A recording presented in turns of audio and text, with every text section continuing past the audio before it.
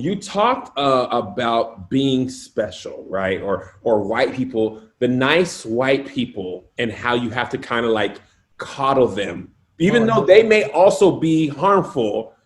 The thought of them realizing that was too much. Talk to us a little bit about that. So I had this one work retreat. This one work retreat. And I don't know why white people love to be out in the middle of no man's land. But it was out in the middle of no man's land, Kev. And we went on this boat. I almost got sick on the boat. Uh-oh. Because I don't know nothing about boats, Kev. My body don't know nothing about no boat, okay? And every time I have to get on one, my body be like, why is you on a boat? Right. When there's perfectly good land for you to be standing on. So I was trying not to get nauseous, but we finally ended the little boat trip. And some people like had to use the bathroom. So we just went to the nearest bar so that folks could go to the bathroom and so I could get a Coca-Cola. And my supervisor walks in behind me and she looks around and she goes, Austin, are you okay? And I'm like, well, I'm nauseous. Right? Like, if you could go get that Coke, that would be great. Right. And she was like, no, I mean, you're the only Black person here. And Kev, part of me wanted, first of all, I gotta be honest, part of me wanted to be like, oh, you get a gold star for noticing that. But the other half of me was like, woman, I was also the only Black person on the boat.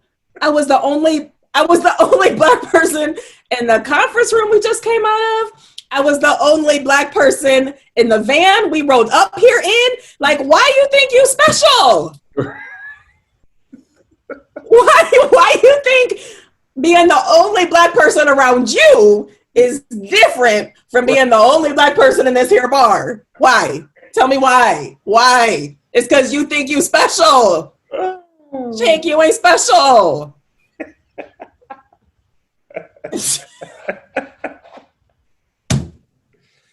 Right? But those are the dangerous ones. Because if I look at her and I say that, right? If I say, did you notice that I was also the only Black person in the conference room? Then she gonna get attitude, right? Because I'm supposed to be grateful that I'm the only one in the conference room. Yeah.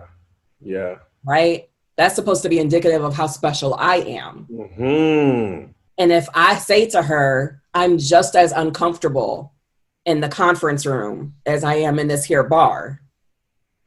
Now I'm saying something about her, and she know it. And she know it, Kev. But I'm different, Austin. It's me. I'm not like them. I don't have a Confederate flag. You know what I mean? Like, it'd be like, girl, listen, I don't. And the thing that I thought was most, like, that hit home the most is you didn't check her, right? Because you knew now you're just going to make it even worse for you. For myself. Right? Exactly. So sometimes I think white people be thinking like that we are deciding whether or not to give them grace based on whether or not we like have hope in them or something. Like, no, we try to figure out what is the easiest route for me. Kev, I can't get left by the bus in the middle of no man's land. I need a ride home.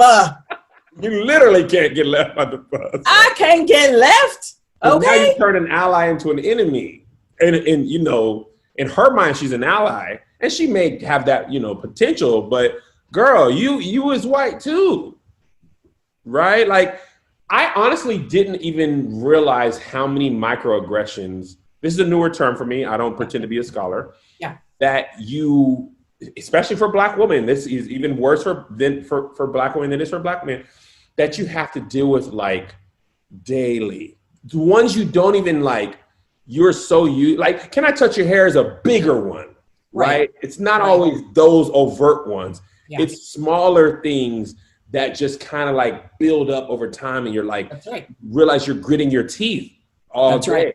You know what I mean? And you're working in a church, right? You're not you're in a church. Like, talking most of my experiences are connected to the church. So it's some sort of faith-based initiative.